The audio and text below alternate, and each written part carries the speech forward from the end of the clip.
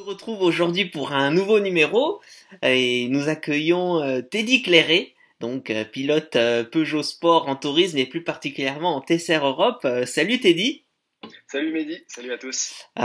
Déjà tout d'abord, est-ce que tu peux me dire où tu te trouves et comment est-ce que ça va? Déjà l'essentiel, ça va bien pour l'ensemble de mes proches et moi. Et moi, je suis confiné dans le 92 chez mes parents en région parisienne, à Clamart. D'accord, donc tu n'as pas fait comme une certaine frange de la population parisienne qui était de partir dans une maison secondaire dans la France profonde. Non, j'ai pas fait ce choix-là pour une raison qui est simple en fait, c'est que notre atelier, il est quasiment collé là où on habite. Donc le fait de rester vivre ici, ça me permet de continuer à travailler en fait au quotidien. Mhm, d'accord.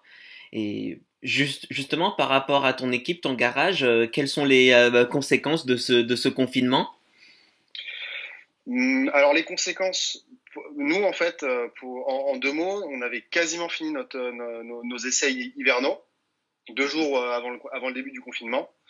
Donc ça s'est bien entre guillemets passé pour nous, mais on est rentré et puis on a commencé à réviser l'ensemble de nos voitures. Donc pour l'instant on avait de l'activité, on avait du travail. Maintenant il n'y a plus de contact avec les fournisseurs. On arrive un petit peu au bout de ce qu'on est capable de faire et des différents travaux qu'on avait à faire à droite à gauche, que ce soit sur les voitures ou sur notre matériel. D'accord, oui, Donc donc en ça fait, commence à être handicapant quand même, sérieusement. oui, voilà, il y a un certain décalage entre l'annonce de ce confinement et les premiers effets, en fait. Exactement. Enfin, donc nous après bien sûr on respecte le confinement, comme je l'ai dit, l'atelier il est quasiment collé là où on habite, donc on reste, je suis avec mon père et avec mon frère parce qu'on vit ensemble au quotidien, et donc on travaille tous les trois, on respecte les différentes consignes, donc on reste chez nous et on n'a pas de contact avec les autres. Donc, au début on avait du travail à faire de notre côté, donc ça nous handicapait pas. Maintenant là on se retrouve un petit peu dans la situation de tout le monde, c'est-à-dire qu'on est bloqué et voilà quoi, il y a plus qu'à attendre que la situation évolue dans le bon sens. Mhm. Du coup, est-ce que ça remet en cause la présence de partenaires ou de sponsors sur les Peugeot pour la saison ou non? Alors déjà, ça reste un peu tôt pour le dire malgré tout, parce que aujourd'hui, on ne sait pas. Enfin, déjà, forcément, d'un point de vue de nos partenaires, bah, s'ils ont des soucis économiques, les premières dépenses qu'ils vont couper, c'est un petit peu ces dépenses-là. C'est pas, ça peut ne pas être forcément la première dépense pour les sociétés, donc ça peut être un frein, ça c'est sûr. Maintenant, aujourd'hui, on ne sait pas le nombre de courses qu'on va avoir, parce on n'a pas conscience de jusqu'où la situation va s'étendre. Donc, pour l'instant, on est censé toujours avoir un calendrier à cette course, etc. Mais on n'a pas de garantie sur tout ça, donc c'est difficile de s'avancer. Après, nous, de notre côté, l'essentiel de nos partenaires, c'est des gens qui sont très proches de nous, qui nous suivent depuis toujours et qui nous aident aussi pour un côté affect. Donc, ces personnes-là, on sait qu'on pourra compter sur elles quoi qu'il arrive. Oui, ça me rassure, ça, du coup. C'est sûr que c'est un plus et ça nous donne une petite garantie, on va dire, pour la suite de la saison, même si 2020 s'annonce déjà quand même bien compliqué. Oui, parce que on peut imaginer que tout va se décaler sur le second semestre et que il va pas falloir chômer à partir de fin mai, début juin. Ouais, dans le meilleur des cas, parce que c'est ce que j'ai dit, aujourd'hui, on ne sait pas vraiment jusqu'où le confinement va s'étendre, donc tout le monde espère que ça va se terminer le plus tôt possible. Euh, maintenant, euh, Maintenant, si le confinement vient à durer, toutes les courses sont reportées, c'est bien. Mais nous, je sais que dans notre cas, donc moi je pilote en TCR Europe, mais notre équipe, on est engagé dans plusieurs championnats, à savoir le TCR, la 308 Cup et le TTE. Et si toutes les courses sont reportées, bah, à un moment, on va pas pouvoir faire 3 championnats en 4 mois de temps. Ça passera pas au niveau du planning. Donc voilà, donc là, il y a juste à attendre de voir comment la situation évoluera. De toute façon, le plus gros point, c'est quand même la santé. C'est une crise un peu sans précédent. Et tant qu'on n'a pas la santé, on ne pourra rien faire. Donc l'essentiel, c'est que ça se termine, qu'il y ait le moins de touchés possible par ce virus. Et voilà, hein. Oui. Du coup, est-ce que toi, de façon plus personnelle, vu que tu es confiné chez toi, tu redécouvres des plaisirs simples du quotidien comme faire à manger, lire. Je lis un peu, ouais, effectivement, je lis un petit peu. Après, je dois reconnaître que ça me laisse plus de temps pour faire du sport parce que dans notre équipe, donc on travaille à trois avec mon père et mon frère. On est souvent assez chargé au niveau des voitures qu'on a et on n'a pas forcément le temps pour faire du sport. On trouve le temps, mais c'est toujours un peu difficile. Là, ça nous laisse plus de temps pour nous préparer physiquement, ça c'est sûr. Je pense un petit peu comme tous les pilotes finalement pendant cette période. Mhm. Et après, j'avoue que je joue pas mal à FIFA. Ah d'accord, oui. C'est plutôt que la simulation, c'est le plaisir aux jeux vidéo.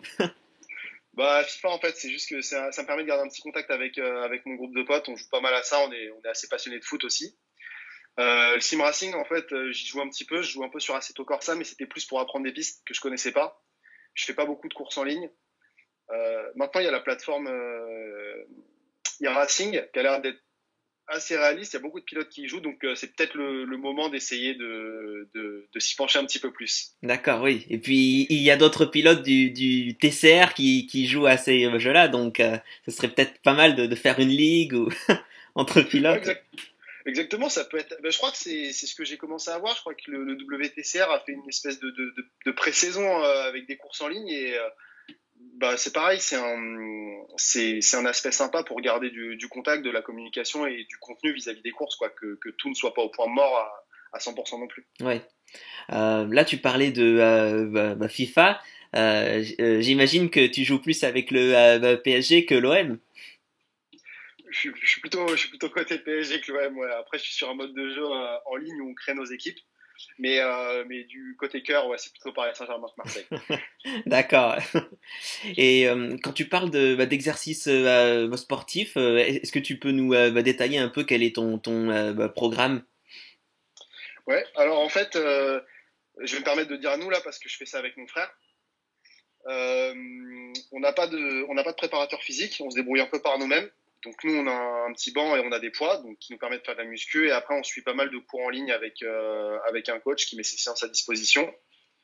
Et donc voilà, c'est un mélange entre du cardio, des exercices physiques, et ça permet de rester en alerte et de rester en action, quoi, tout simplement, et de pas s'enliser sur un fauteuil à longueur de temps. Oui. Est-ce que aussi vu que bon tu es sevré de compétition, tu te mets à regarder des anciennes courses de 308 ou de TCR Europe sur Internet? Ouais, ça l'est. On n'a pas souvent le temps on travaille avec nos caméras personnelles, mais on n'a pas souvent le temps de regarder les courses en live. Donc finalement, là, ça nous laisse l'occasion de voir un peu comment ça se présente, parce que les gens voient des courses finalement quand ils regardent les courses de l'extérieur. Et donc ça, on le regarde un petit peu, et puis ça nous permet encore une fois de nous pencher un peu plus sur nos caméras, euh, parce que ça nous permet de voir des choses, de bien se pencher sur ça et de voir d'autres points que parfois on n'a pas le temps de voir dans la précipitation quand on travaille un petit peu en vitesse. Des choses à améliorer, soit sur nous, soit sur la voiture, des trucs qui nous ont pas plu, des choses qu'on aurait dû faire autrement en piste pour progresser, en fait, tout simplement, essayer de rester connecté avec le monde de la course du mieux qu'on peut et de prendre ce temps mort pour progresser d'une autre façon. Oui. Du coup, par rapport à ta première saison de découverte en TCR Europe, qu'est-ce que tu en retires avec un peu plus de recul?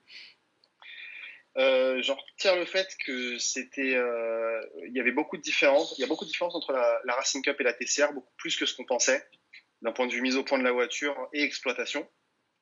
Euh, Forcément, la compétition aussi, même si en 308 Racing Cup, il y a un bon niveau, le TCR, c'est un championnat européen, que ce soit les pilotes qui sont quasiment tous pros ou les équipes qui sont vraiment professionnelles. En fait, pour moi, on n'était simplement pas assez bien préparé l'an dernier parce qu'on avait trop de choses à découvrir.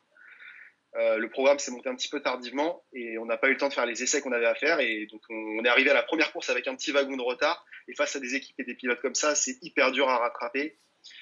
Donc ça a été une année où j'ai appris comme si j'avais roulé 2 ans, entre guillemets, parce qu'entre la course, la compétition sur place et la préparation qu'il faut avoir en amont, et ben, on n'était pas au point. Mais ce genre de choses, ça nous permet d'avancer. Et donc, on est content de pouvoir repartir pour une deuxième année afin de profiter de cette année d'expérience et d'essayer de mettre en place tout ce qu'on a amélioré, en fait, tout simplement. Ça veut dire en fait que déjà avec cette année-là pour apprendre, plus cette longue saison, tu vas être prêt à 300% là pour la première course. Bah après, je pense pas être le seul dans ce cas-là. On a tous, il y en a, il y aura toujours des bons pilotes en Europe, ça c'est une certitude. L'an dernier, il y avait peut-être une vingtaine de personnes qui pouvaient gagner une course ou une quinzaine qui pouvaient gagner une course, donc il y avait vraiment un bon niveau. Et je pense que ce sera la même chose l'an prochain. Tout le monde aura cette trêve hivernale, donc tout le monde va travailler aussi de son côté et tout le monde progresse en permanence. Il s'agit juste d'essayer de faire les bons choix et d'aller dans la bonne direction. Alors après, tant qu'on sera pas à la première course, à la première séance qualif, ce sera le premier test, le premier examen pour voir si on a travaillé dans le bon sens. D'accord. Et enfin, bon, c'est un horizon plus lointain, mais l'arrivée de l'électrique en tourisme, surtout avec le pur ETCR, quel est ton avis sur ce sujet-là? Je pense que c'est une bonne chose. Je suis pas partisan des courses électriques en particulier. C'est sûr que moi j'ai grandi dans des moteurs, etc. Maintenant, je suis pas une tête brûlée non plus à vouloir insister dans le thermique. On voit bien que l'électrique, ça a l'air d'être l'avenir quand même avec le développement qu'a connu la Formule I ou ce genre de choses. Je pense que l'équipe des promoteurs sont assez conscients de ce qu'il faut faire en général pour recréer une cohésion avec le public et réattirer du monde. Et sur le papier, ça a l'air d'être un bon format, un format un peu type rallycross, hyper sprint, hyper agressif. Et je pense que c'est quelque chose qui peut vraiment plaire. Maintenant, il faut que les constructeurs jouent le jeu aussi et qu'ils s'y impliquent. Parce que s'il n'y a pas de voiture ou s'il y a un constructeur qui écrase tout, bah forcément, dans ces conditions-là, ça devient tout de suite moins intéressant. Mais je pense que c'est une bonne chose et que ça peut vraiment créer un bon spectacle et beaucoup de contenu positif pour l'avenir. D'accord. À voir alors. Donc voilà, Et exactement. enfin, est-ce que tu aurais un message à faire passer à tes followers, à tes supporters? Bah, pour ceux qui continuent de m'envoyer quelques messages, je dirais merci déjà, même si je sais que c'est une période qui est compliquée pour tout le monde.